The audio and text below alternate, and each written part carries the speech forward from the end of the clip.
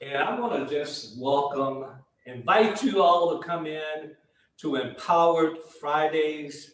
Um, First, though, let me thank my friend Dr. Jacqueline King, the Black Women Empowered organization and movement, for giving me this opportunity to spend these Fridays with you, to get your feedback, to hear your perspective, for you to hear mine, and just to have a conversation. I don't know, it's not planned. We'll just have a conversation. I'll unscript it. Sometimes I'll be in this room, I'll be in other rooms in our California home. Sometimes I'll be in our Houston home.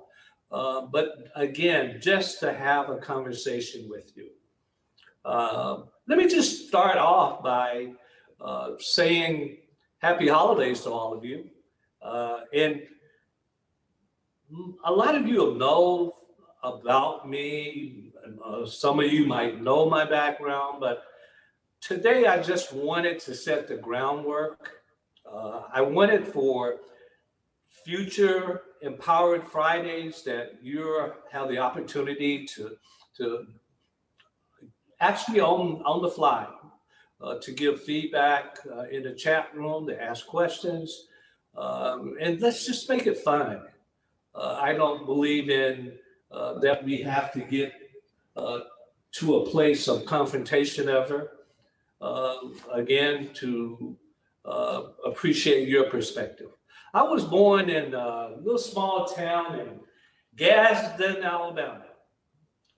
Gadsden, Alabama.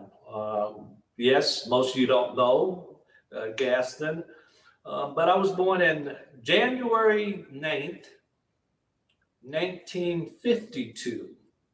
So if you easily do the math, then you know this January 9th, I'll be 70 years old. I don't look it. No, I tell you, my body feels like it from all the years of being an athlete, collegiately and in high school, and not making it to the NBA, and still playing like a fool on sandlot basketball. That has paid off equal to six operations, including a knee replacement, two arthroscopic shoulder, lung collapse, Achilles tendon.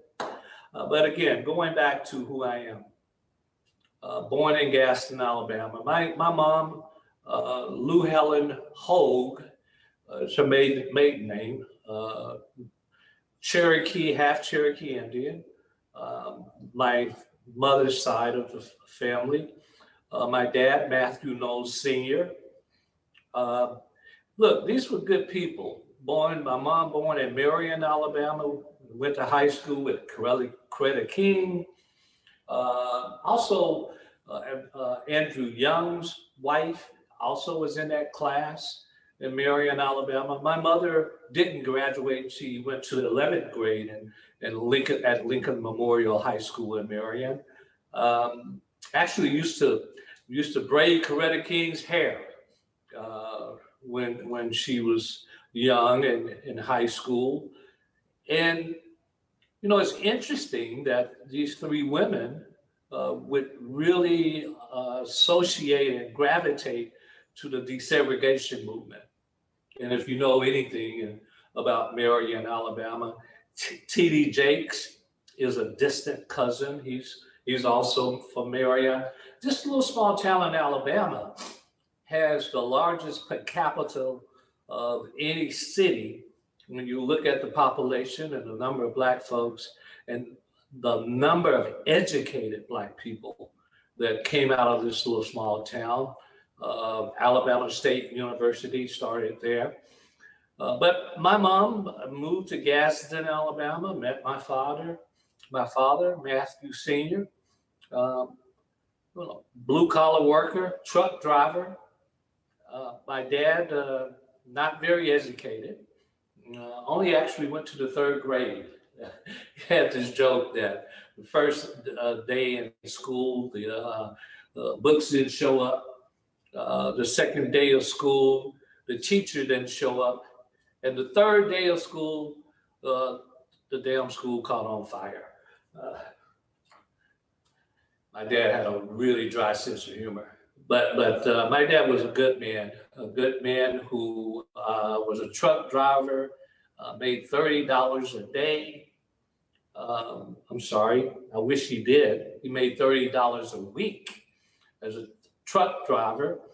My mom made $15 a week, $3 a day as a colored maid. And my parents were entrepreneurs. They convinced the white folks they worked for. My dad convinced them to let him use that truck. He would tear down the copper and the wood and all of the metals and sell them, tear down old houses. He would buy used cars and cars that weren't working actually, and he would sell all the parts. My mom would, on the weekend, make these beautiful quilts because she would ask the white woman to give her all her hand-me-downs and anything that was any type of apparel or any type of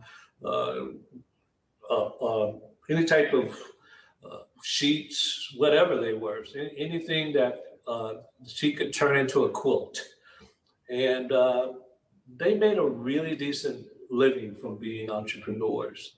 And they gave me, by the way, for years I grew up on a dirt road there in Gaston. And for years, until I was about 14 years old, we had an outhouse. And that's my humble beginnings. But let me tell you something. All my grandparents, and I'm doing research now, my grandparents on both sides were entrepreneurs. My grandfather on my dad's side, his sons all had these great jobs in Gaston at the Republic Steel Plant and Goodyear. Those were the two. My granddad had 300 acres of land on my mother's side, and my idol, Dave Hogue. You hear me talk about Dave. But my parents instilled this thing in me.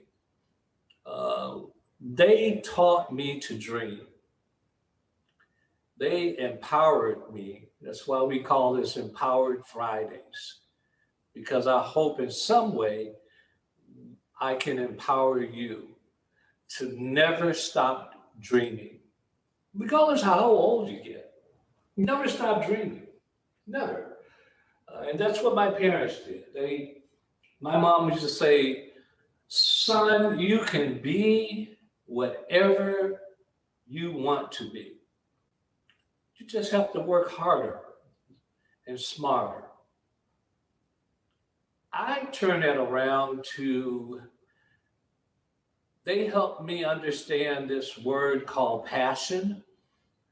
They helped me to understand how to get there, how to find my passion.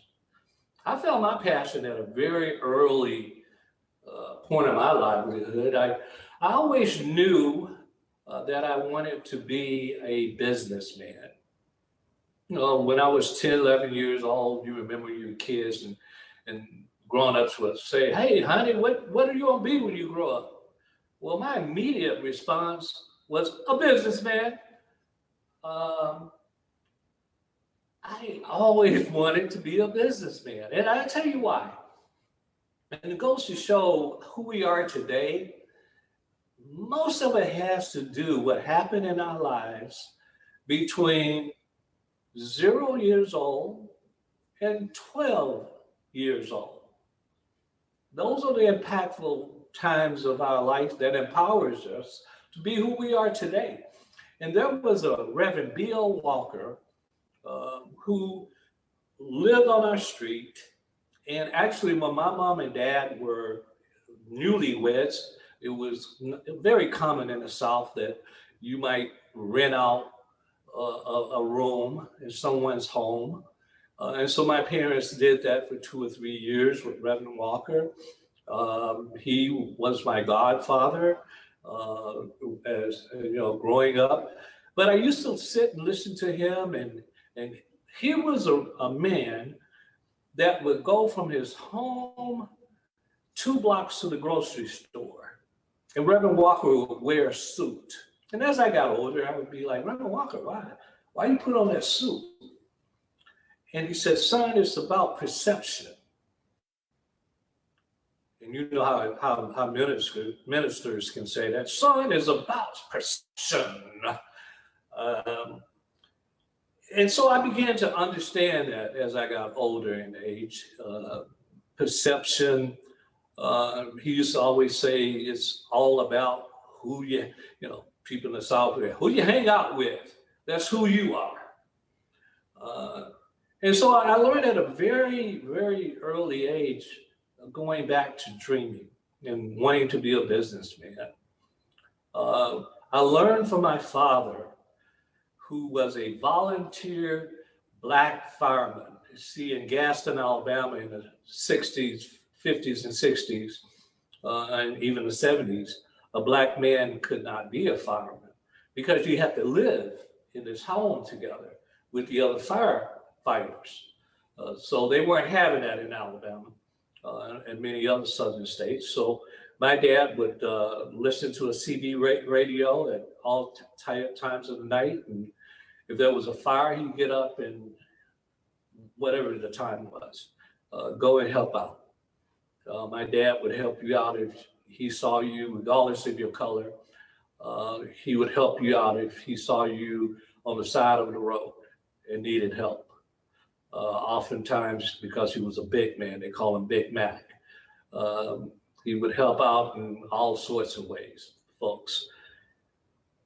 My mom was no different. She was involved in the community, involved in the church, and she gave me the strength to do something that I'm very proud of. I never went to a Black school. You heard me right. I'm soon to be 70 years old, grew up in Gaston, Alabama, 1952, so elementary school in 1958, somewhere around there. Never went to a Black school.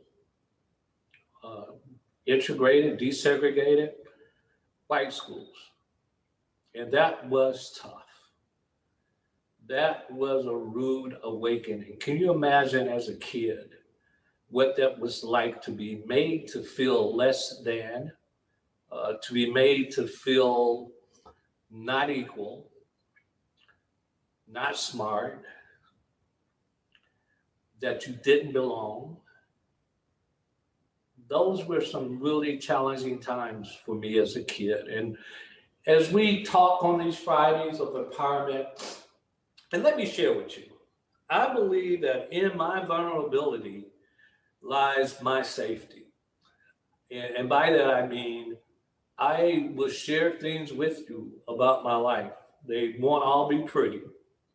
They won't all be things I'm proud of. But if I'm vulnerable and I can share those things, maybe I can help someone who's listening get through what they're going through. But growing up in Gaston and the racial trauma, and yes, trauma is real. You know, I can relate to women who say they were molested, or men, because that's not only a women thing. Young girls and boys that say they were molested when they were young, and how that impacts them today if they haven't got help for it. There was a period that I needed to get help for my trauma. And it took me a while in my life to realize that and to go to therapy, of which I spent 10 years and occasionally still go when I have a challenge in my life. And we all do, don't we? Don't we all have challenges in our lives? You know, and we all like to, sometimes I call it look good, but that's not real world. Real world is not, we're always doing great. You know, how you doing, Matthew? Great. Well, that's not always true, is it? Yeah, you answered it. No, it's not always true. Sometimes we go through many challenges in our life. So as I said, I never know where this is going to take us. I never know what Empowered Fridays or the conversation might be. That's why I'm looking forward to these Fridays. I'm looking forward to your feedback. We'll talk about all sorts of things. We'll talk about racism in America. We'll talk about health and wellness. Those of you that don't know, I'm a cancer survivor. And we'll talk more about that, and especially the importance of early detection. That's the whole key to disease. And a lot of you ladies have sons and husbands and fathers, and we tend to not want to go to the doctor.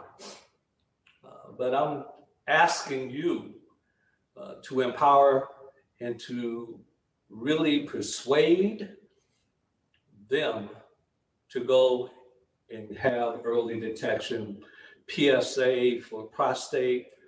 The most important thing today is genetic testing.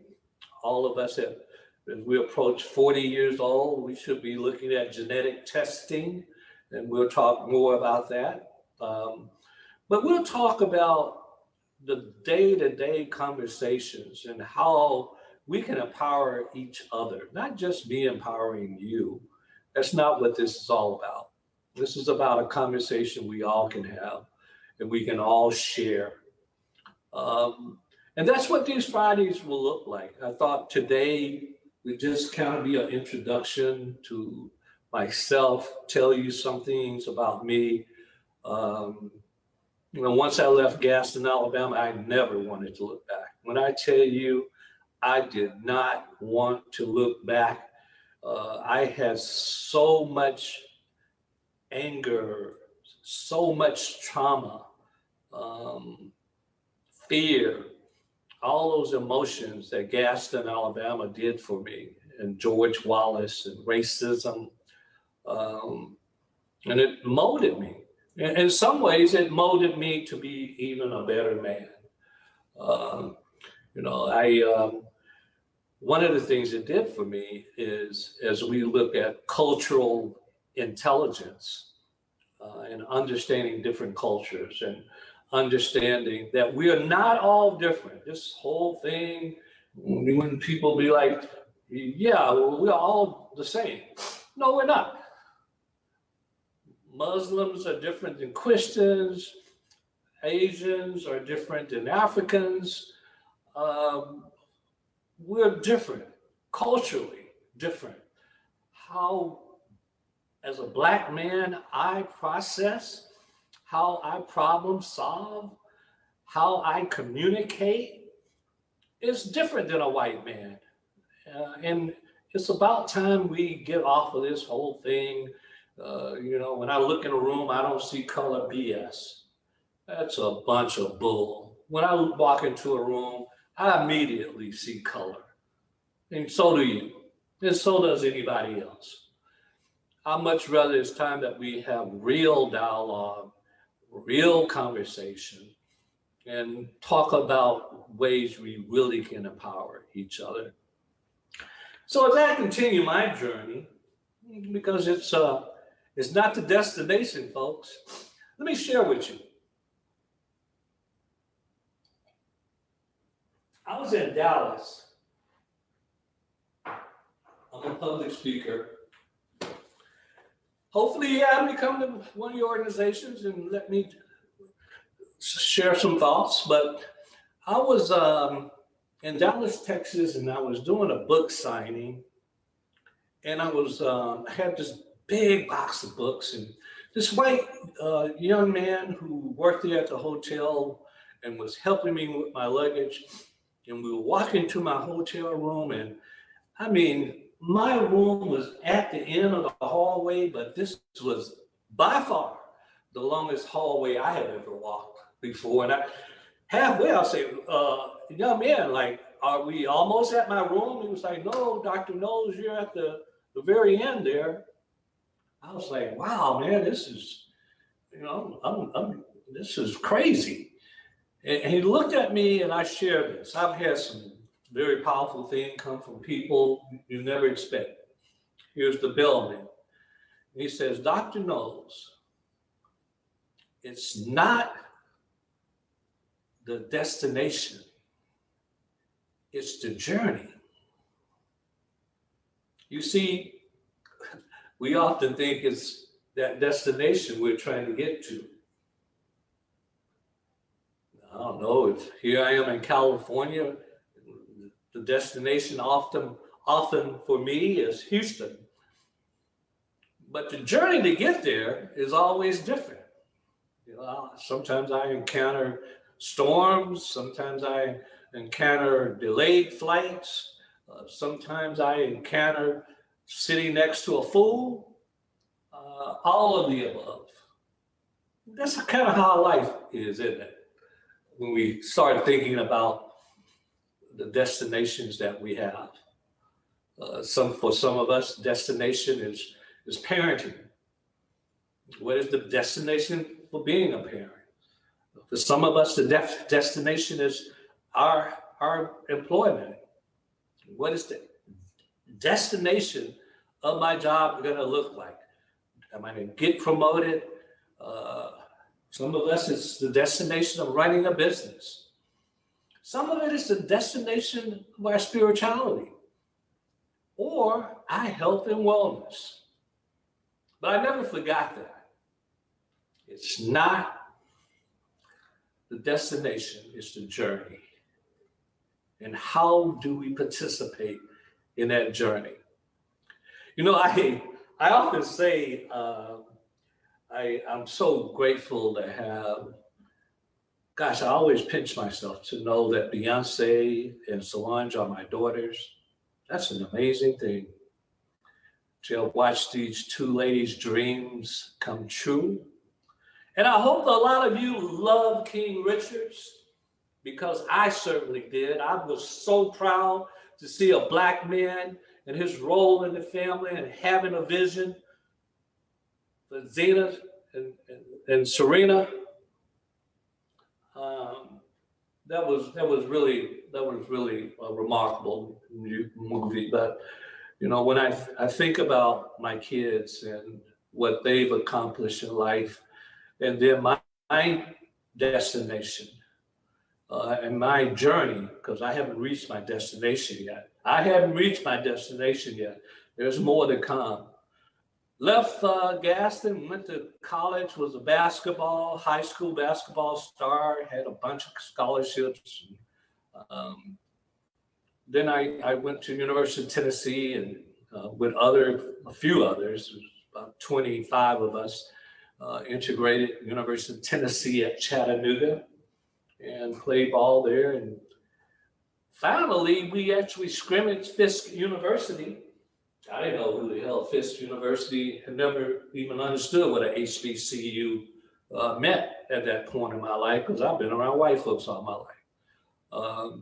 And after the scrimmage, you know, major school would pick a little small Black school to beat up on, kind of a practice. And the coach Fisk whispered in my ear, Knowles, if you ever need a school, I'm here for you. Well, part of my journey is that it came to a point that I needed a school. And so I called Coach Lawson, and he was there, and I ended up transferring to Fisk University. And I have a chapter in one of my books called Fisk Out of Waters, because I hadn't been around Black people. I didn't know how to communicate effectively with Black people. I didn't know how to party with Black people. I didn't know how to be loud. I didn't know any of that. You know, I was just in a shell. Luckily, I had pledged Omega Psi Phi at the University of Tennessee at Chattanooga. So that helped me to have an immediate bond when I got to Fisk. Went on to enter into corporate America.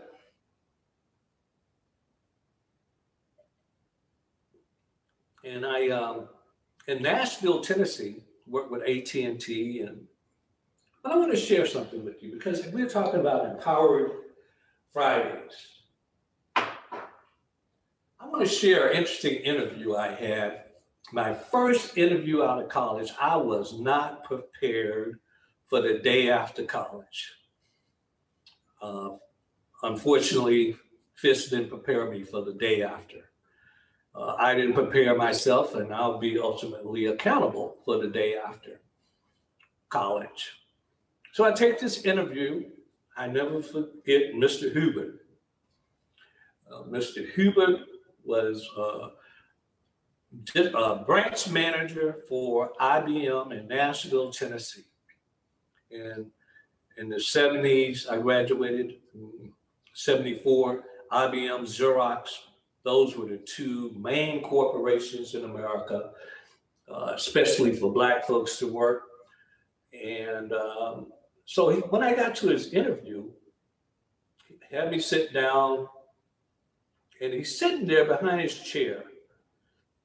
And he says to me, I love to role play. So I'm a role play. So he's looking at me and he's saying to me, well,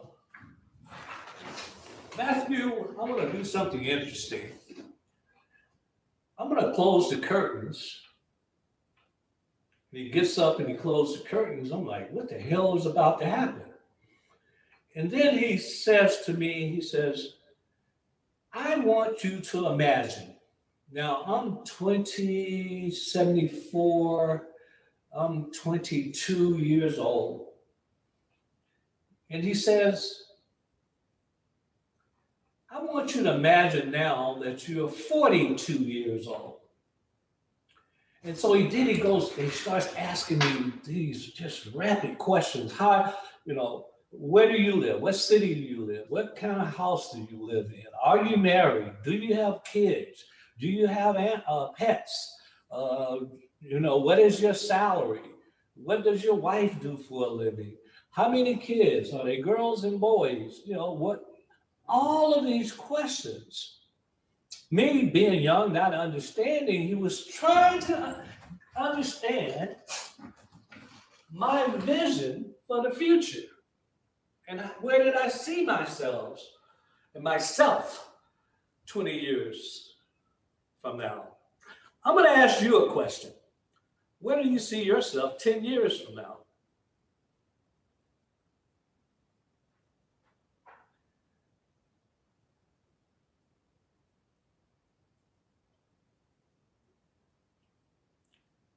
Now, I've always had this thing, the beauty of silence. Because silence makes us really go to a place of thought. It grounds us. I often in the classroom, when I'm doing lectures or speeches, I'll just be quiet for a minute. Let people reflect. Where are you going to be in 10 years? And that's what was happening to me. And after I answered this rapid fire questions, he then asked me, he asked me the question. He said, Knowles, I don't have a sales position available for you here at IBM today, but I do have a marketing rep position. Marketing rep after they sell the computer, an IBM computer, a copier also at that time. You would go and explain how it worked. He said, but you know what? You have to answer me today. You can't go home, think about it. I want to answer right now. I'm offering you a job position right now at IBM. I said no. And he was like, what? I was like, no. That's not the position I came here for. I came here to apply for a sales position. Was that right or wrong? I'll let you judge that. But I can tell you that oftentimes we have to make those type of tough decisions, don't we? And so as I continue this journey with you tonight, went into corporate America, AT&T in Nashville, moved to Houston, didn't know anyone here but my fraternity brothers, young, out of college. Got a job with Xerox Corporation. Interesting how I got that job. I was hanging out with my frat brothers and some other young black men in Houston.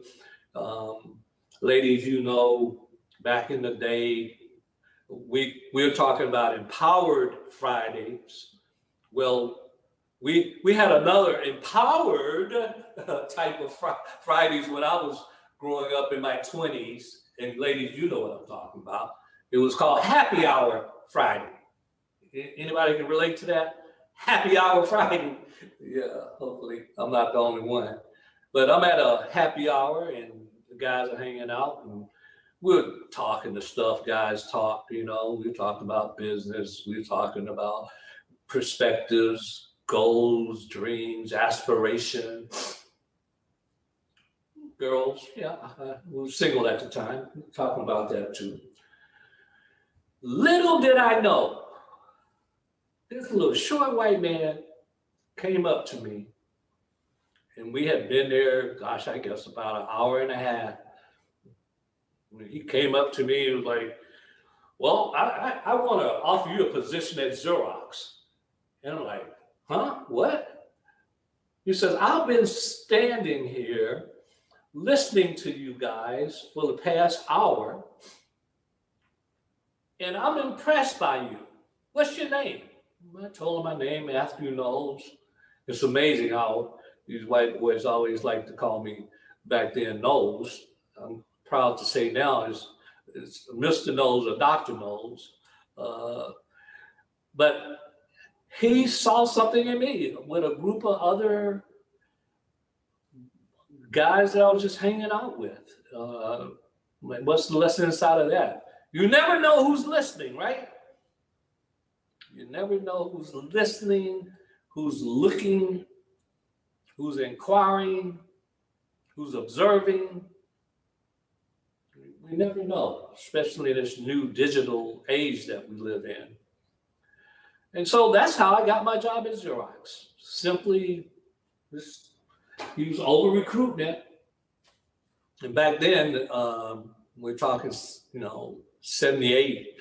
And Houston was like the prime area to be. That's why I moved here. You have to go where the action is sometimes. Hope you heard that. Sometimes you have to leave where you are. If you want to reach that destination, you got to get the hell up out of there. Some of you need to get the hell up out of there. That could be the city, the marriage, the job. It might be time to get the hell up out of there.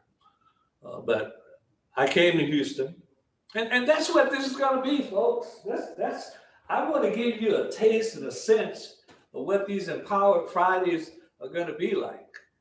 Because I don't know, a lot of people have a misconception of who I am and what I'm about. And, you might thought this was going to be polished and, speech like, no, we're just hanging out.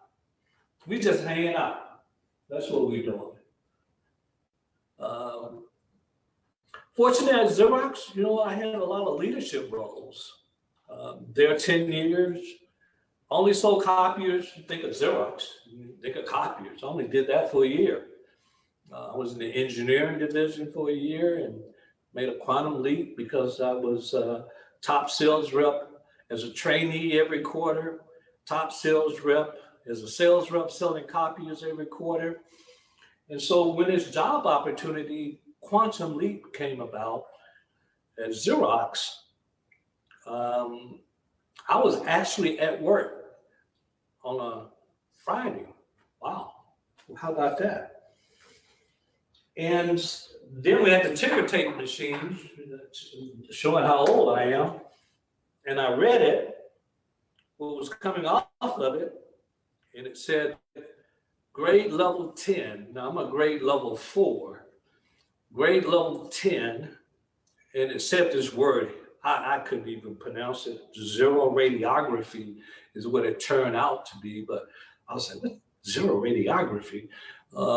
And so Right across the street was a library, Houston Public Library. So those of you from Houston, you know I'm talking about One Alley Center on Dallas Street.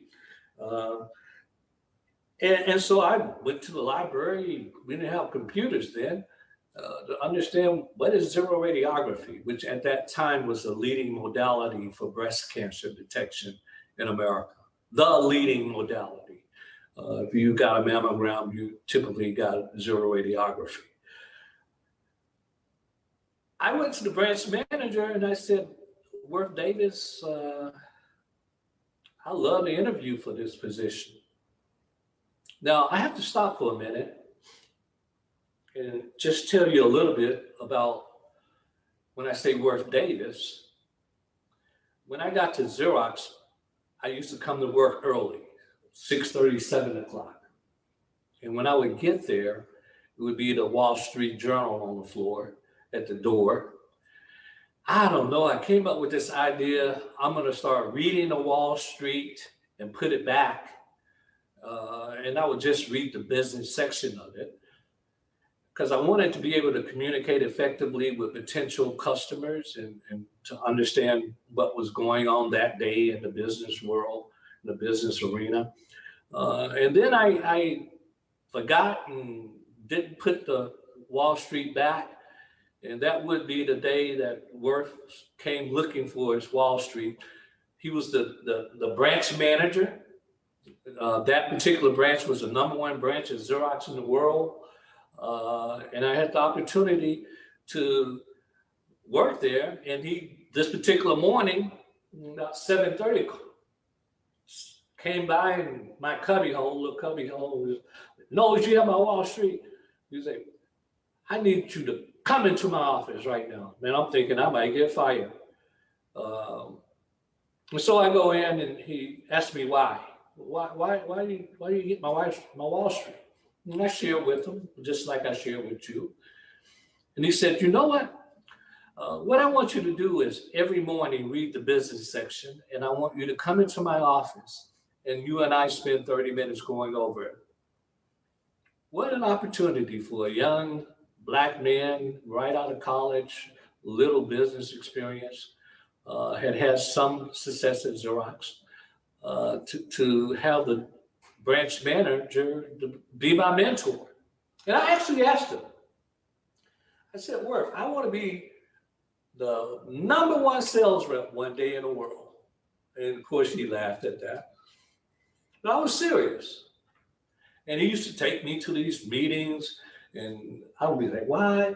And they'd be like, Knowles, make some coffee. Knowles, get some coffee. Make some copies. And all these old white men around a table. And they were only the presidents of Exxon, Pennzoil, Shell. Here I am, young Black kid in these meetings, these board meetings. And then eventually I say something. Eventually they said, hey, you can come sit with us. So I've had mentors that really have made an impact on my life, but I'm going to continue this story. So I get this job at the medical division of Xerox, and I go on to become the #1 sales rep in the world, 3 out of 4 years. Then, if you've ever been in that position and you're the very best headhunters, folks that are there to help get employment, they start calling on you. And so I was able in 1988 to become one of the first blacks in America, if not the only and first Black. I'm not sure, so I won't say that. I'm not 100% sure, to sell MRI and CT scanners. And if any of you understand, in the 80s, it was first generation of MRI and CT scanners, and what that meant from a academic, intellectual, and also from a conceptual basis to be able to sell a $4 million instrument, a product rather, that required another $4 million to install in a hospital, move around the whole hospital. A big deal for a Black man to be doing that. And then Years later, my final job in corporate America was Johnson & Johnson as a neurosurgical specialist. So I did 20 years in diagnostic imaging. Most people don't know that's my background. They think my background was always Beyonce Daddy. That's not always been my background or my title, Beyonce Daddy. I'm proud to have that title, as long as you add Solange to it. You don't add Solange to it, then I'm pissed off, because I have two amazing daughters, and I'll always remind everyone of that. So here we are. Things are going great. Then this thing called managed care happens in America, where, as you know now, the insurance companies regulate the cost. This neurosurgeon calls me to his office. Mr. Knowles, I can't use the instruments anymore. If I don't reduce my costs here at this hospital, I'm gonna lose my privilege. Those of you in the medical field realize privilege, what that means. Just had a, boy, when you use that word privilege, the other thing came to me was white people, but we'll say that for another day. We'll save that one. But then that's when I had to start thinking about my passion. And what I didn't tell you in my childhood, my dad on Sundays would have these Sunday dinners, and my dad was 6'3", 400, could dance. And on Sundays, after we had Sunday dinner, we had the living room where all the plastic was on the furniture. Am I the only one? Oh yeah, there's a few of you out there know you couldn't go in the living room. I don't even know why we even had a living room. You could never go in it. Had all that plastic stuff on it. But they would go in there and dance, and we had this record player and vinyl, and my dad had a nice collection, B.B. King, Fats Domino, Peaches and Herb. Close your eyes. Close your eyes, take a deep breath. I'm really dating myself now. But, you know, I used to love going on Sundays and holding that vinyl. And my dad gave me a nickel, a dime, a quarter to put on top of that needle so it wouldn't scratch, because he got real upset. He was dancing and it scratched. But it taught me to start reading the liner notes and to create a playlist. I didn't know that was a DJ creating a playlist when I was, 10, 11 years old, but I did it for years and loved doing it, and always have loved music.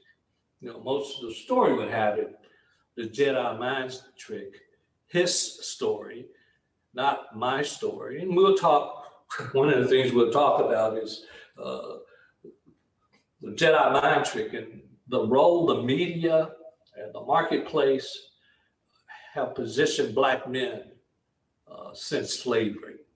And ladies, we need your support on understanding how we have been positioned in a negative light. And I need your understanding of that and not to buy into all of that negativity. So here we are. I have to make a job change. So I decided to go into music. And I don't have to talk about my music career with you guys and ladies, but it's been really great, great career. And I'll touch on that, but not today. And then I went back to school. I knew that I've always had a forward-thinking, strategic thinking mind to think 5, 6, 7 years in the future. Did that in the music industry with Destiny's Child, Beyonce, Leandra Johnson, Solange, Earth, Wind and Fire, OJ's, to think in the future. And I knew that this music part of this would come to an end. And it's pretty predictable how that will end, especially if you're a Black man in a leadership role. There's a lot of minds out there for you. And I have to accept accountability and responsibility. A lot of it was how I imploded, that chaotic part of self. take me back to my childhood and that racial trauma and not feeling worthy. You see, this whole thing is a cyclical thing. And hopefully, as we have more Empowered Fridays, we can understand and let's have a conversation about them. Went back to school, Cornerstone Christian Bible College in Fort Wayne, Indiana. Got my MBA, went back, got my PhD, both in strategic planning and organizational culture. Last 2 summers, I've gone to Harvard. Took ethical leadership in their professional development 2 years ago, cultural intelligence this summer, and learned a lot about cultural intelligence. That is, we'll talk about that one because that's something we all have to understand better. Cultural intelligence. And you know, married this amazing woman 8 years ago, Gina. And boy, what an amazing woman. Hope you have the opportunity to meet her. Every day is the same person that I wake up and go to bed at night. The whole day is always laughter and has encouraged, she has have encouraged me. She have encouraged me. That's not grammatically correct. She has encouraged me. I told you, we just keeping it real, man. To really understand the word happiness. So at 70 years old, soon to be, I work on happiness every day. Some days I just look out the damn window and I'm just creative. Some days I just look at last night I watched the sunset and the beautiful colors that it had, those last 10 minutes. And I realized something that my former wife Tina had told me. One day we were riding in Galveston and the sun set, and she said, the beauty about a sunset is that we'll never live that day again in our lives, because when the sunset, it becomes night. We'll never live that day again. But going back to this amazing woman, Gina, and you can see this smile comes on my face. Just an exciting moment in my life, and to build back trust and confidence and with my family and with my kids. We had a rough ride on this destination. We'll talk about that somewhat. I don't like to go into personal life, but you know, in my vulnerability lies my safety.